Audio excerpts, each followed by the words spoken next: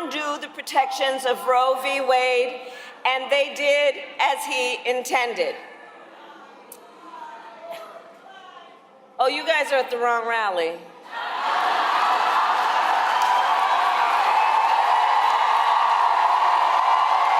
Oh my. I don't know if you caught it right there, but you saw Kamala was talking to her followers, and one guy yells from the audience, he's like, Jesus is Lord. And she's like, oh, y'all are at the wrong rally. Y'all need to go to that small rally at the other place.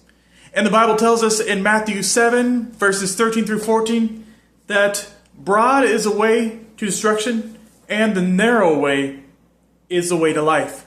So maybe some of those followers that were following her at one time should have gone over to the small opening, the small rally going on at the other place. Let me just read from Matthew 7, verse 13 and 14. Enter by the narrow gate, for wide is the gate and broad is the way that leads to destruction, and there are many who go in by it. Because narrow is the gate and difficult is the way which leads to life, and there are few who find it. There's also another clip I'd like to add on to this. Let's watch. Just to make us happy. Lifestyle women, tank fitter. It never happened if the wasn't happened. I'm a hot girl. I do hot. Till the sand come on my outfit. Don't take quit. My friends, this kind of stuff, the ungodliness, the twerking on stage, is why other countries don't take us seriously anymore. But we're about to jump into this momentarily. Stay with us, friends. The President of the United States. The U.S. President is Donald Trump. JPTV.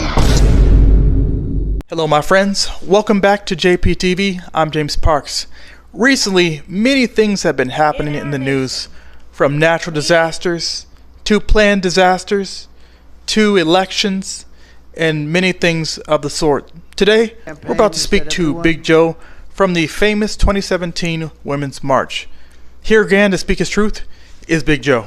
I definitely am very happy about the election and the results of the election. I'm happy to see that I have faith in the American people. And I thank God that they made the right choice. They were able to see the nonsense that the fake news was promoting. They saw through the nonsense. And so I'm very happy. You know, a lot of people were wondering why Kamala lost, because she had all the star power. She had the media with their thumb on the scale. For media was against Trump. Social media was against Trump. The court system was against Trump. Everybody was saying he's going to be a Hitler. He's going to take over everything. And they didn't understand that when push came to shove, the media was ignoring the fact that people were not happy with the economy. And everybody was acting like the economy was okay. And maybe for people that had a lot of money, it was okay, but not the regular Joe. And people were suffering, and Joe was totally oblivious to it. Kamala was oblivious to it. Social media was oblivious to it, and fake news was oblivious to it. And now they're shocked at the result. Well, good for them. Good for them, because the only thing that Kamala was promoting was killing babies and promoting LGBT agendas and pretty much not caring about the American people, putting them last. And where Trump was, I'm going to put America first. And he was listening to the people and their pain. And I thank God for that. I'm happy that people are waking up in all different nationalities and walks of life. They can't say this is a racist white thing anymore. This is because you can't. Now you're calling everybody else the same thing. He had blacks, he had whites, he had Spanish, and everything. And the Democrats called them trash. And so that tells you what they think about us. And they call them poor whites and every uneducated white. So you have to be. If you vote for Trump, you're uneducated. So that's what they're basically telling you. So people rejected all that nonsense, and rightfully so. No more woke agenda. No more worrying about your pronouns. No more worrying about political correctness. No more worrying about all this nonsense that they do. You know, Democrats like to control. They want you to be dependent on them so they can control you. But you know what? This thing has backfired on them. And good. And I'm happy. And I'm happy they're out. And I'm happy and if they don't see it, even better. Let them be under their own delusion. And let them continue to wander in the darkness while Trump builds America. So, I'm happy. I'm happy for all this that's happened. And now people will see, because once these 4 years go by and Trump does so much great things and people see how much money they saved, they're going to realize that all the problems he had in his first administration were all the snakes that he had in his cabinet and all of the fake news that was working against him. And they were creating the problems, and they were pointing to him and saying he's the creator of chaos, when they were creating the chaos for him, and that's the thing. And we have to be smart enough to see through it. And people are waking up and they're seeing through it, and they see fake news for what it really is. And they're very mad. They're very mad. They're upset. And so be it. Let them be upset. Let them be mad. But ultimately, you know what? You're going to finally see that you're wrong. And if you can't admit that you're wrong, and you're going to continue to, you can continue to do that, but to your own detriment, because he's going to be your president for the next 4 years. And if I was Trump, not only would I drain the swamp pit, I would do it in full, thorough investigation and vindicate his name with the last election, because they did steal that election, and he is entitled to 4 more years. And he needs to get that back also, because there was a lot of stuff he could have done without all that interference. And those people need to go to jail for interfering with his administration the first time, and stealing that election. He needs to drain the swamp pit. He needs to change the CIA, the FBI. He needs to get rid of all of those agencies. He needs to abolish the school, the Department of Education, and do vouchers, private vouchers.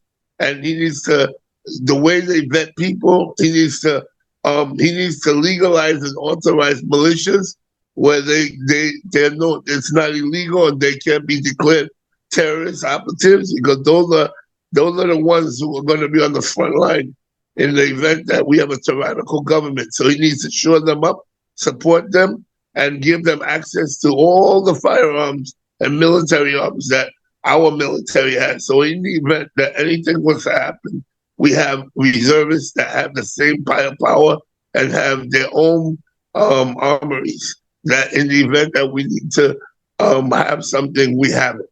He needs to free those people, January 5th, and that's been political prisoners.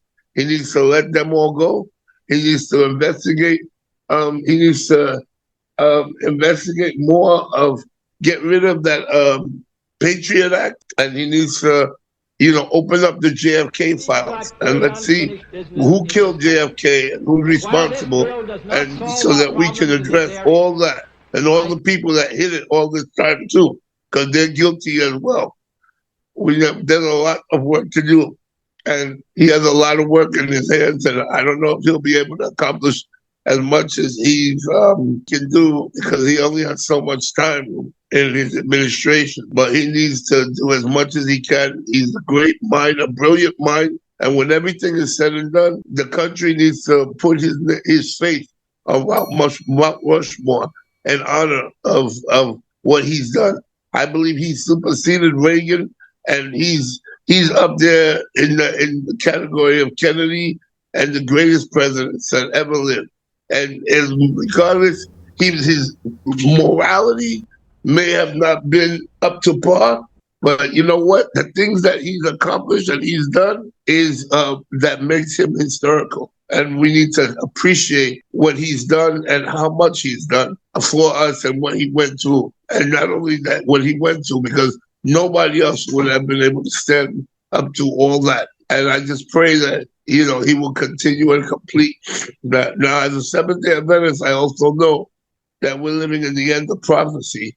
And I do know that a National Sunday Law is looming. And I do understand that it will be a conservative Republican administration that would bring it about. And it will be a united religious coalition that's going to bring about Sunday sacredness and give us a day of worship on Sunday, which sounds good, but it's not going to be good for our religious liberty.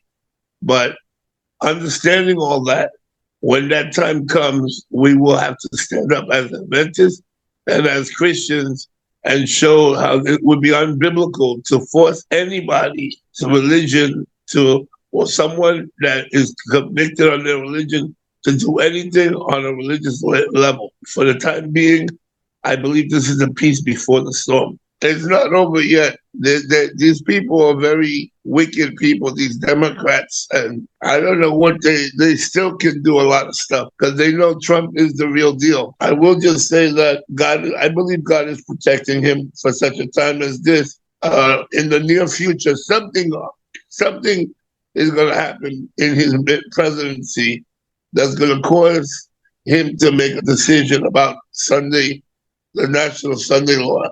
And I pray, I don't believe Trump will bring in the mark of the beast willingly and knowingly against God's people.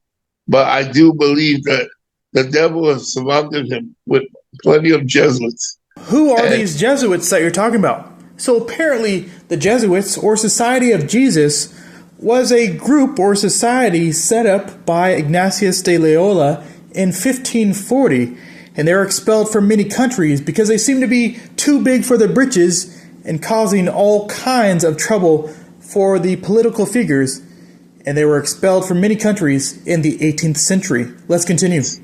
And I believe that it will, I believe that he will be fooled into doing something that he thinks is going to be a benefit to the country. And that's the very thing that will be the downfall of the country. But we have to pray. And when the time comes and we get to that juncture where we have to all cross that bridge, we all have to take our stand and we have to let him know why it's not a good idea. Although we know prophecy already said it's going to happen anyway, that's the time when God's people have to stand up and say no. And that's the time where we have to make our voices heard and known. I believe right now is the time that we need to be praying. We need to be fasting. We need to be confessing our sins, making our calling and extension sure with God in a very short time. I believe this is the calm before the storm. I believe things are going to start to happen.